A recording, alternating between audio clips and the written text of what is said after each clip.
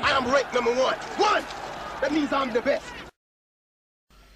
So Britain will definitely not be duplicating the success of 2012 in the Olympics this year, 2016 in Rio. Lawrence Okolie, he was knocked out by Erislandy Savon. Anthony Fowler at 160, he was knocked out by a Kazakhstan fighter named Zenibek Alim Kanuli. Kazakhstan have got some good fighters. They got some good fighters. Anthony Fowler, he was floored and outboxed by Zenibek, who, like, very gifted guy. Good movement, good punch variety. Fowler showed dogged determination, but he was just clearly outclassed, you know. Erislandy Savon, who dropped a disputed decision to Anthony Joshua in 2012 in London, he's favourite for the gold. He floored Lawrence Okolie from the United Kingdom and outpointed him. I believe Savon previously stopped Okolie in the first round in a previous bout, but Okolie did a lot better this time around.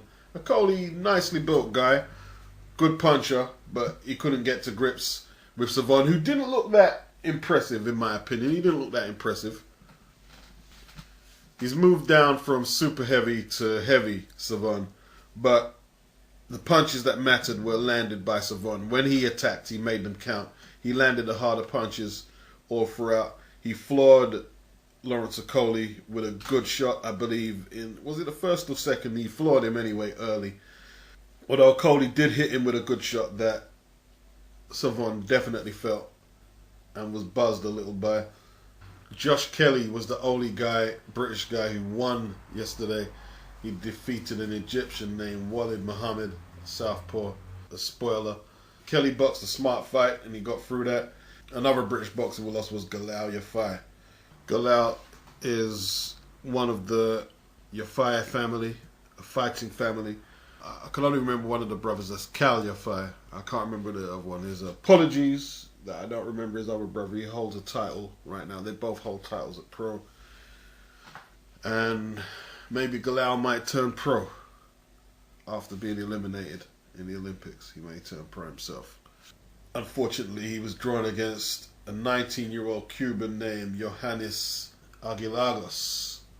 I didn't see this fight, but apparently, you know, he could have went through. The decision just didn't go his way.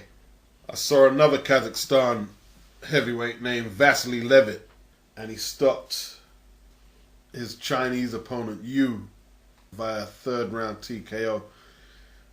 Levitt is a powerhouse, an offensive juggernaut, hits hard, doesn't mind taking one to land, but he's not all crude and no technique. He definitely knows how to set up his shots and cut that ring down. And from the first bell, he had his Chinese opponent in serious DOO and stopped him in the third after landing a right hook, I believe it was. Near the end, floored him, and Yu didn't answer the bell to begin the third round, and that was that. His corner showed the white towel and wisely pulled him out because he was going to catch a serious beating in there.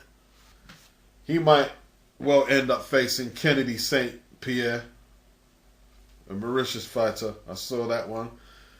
You know, he showed some good movement. He showed some really good movement, Pierre. Little open at times.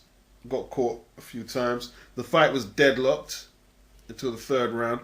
But Pierre, you know, little edge in power, better footwork and movement and punch variety. Pulled it out in the third against his Algerian opponent, who you can't ask me to pronounce. I'm not going to go there, you know.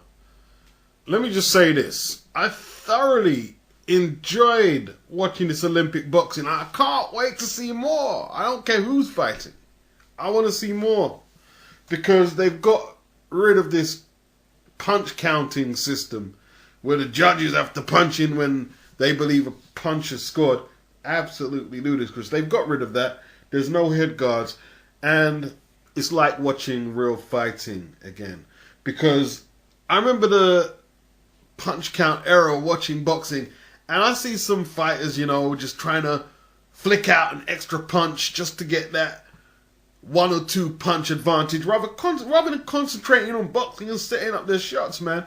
And I've noticed there's certain boxers looking for power shots, rather than just looking to peck and keep the judges pressing the fucking thing. Nah, fuck that shit. There's boxers actually thinking about their boxing in this one.